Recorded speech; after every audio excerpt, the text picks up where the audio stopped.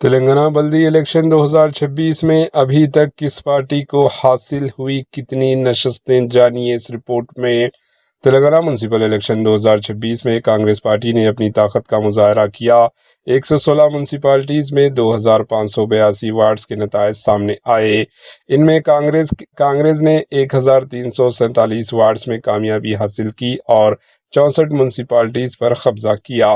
رات 8 بجے تک کی اطلاعات کے مطابق آل انڈیا مجلس اتحاد المسلمین یعنی MIM نے 66 بلدی وارڈز اور ڈویژنز میں کامیابی حاصل کی۔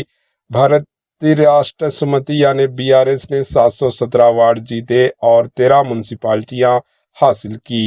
BJP نے 261 وارڈز میں جیتے، جبکہ آزاد امیدوار یعنی انڈیپینڈنٹ کینڈیڈیٹ 256 وارڈز میں کامیابی حاصل کی۔ 38 میونسپلٹیز میں کسی بھی پارٹی کو مکمل اکثریت حاصل نہیں ہوئی۔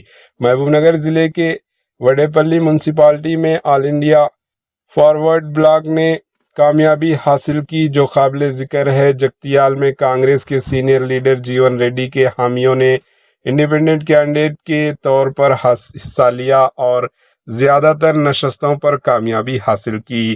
7 کارپوریشنز کے تعلق سے اب تک سامنے آنے والی رزلٹ میں کانگریس پارٹی نے منچریال، رامگنڈم اور نلگنڈا میں کامیابی حاصل کی۔ کوتاگوڑم کارپوریشن میں کل 60 ڈویژن میں، جن میں کانگریس اور CPI نے 22 نشستیں جیتی۔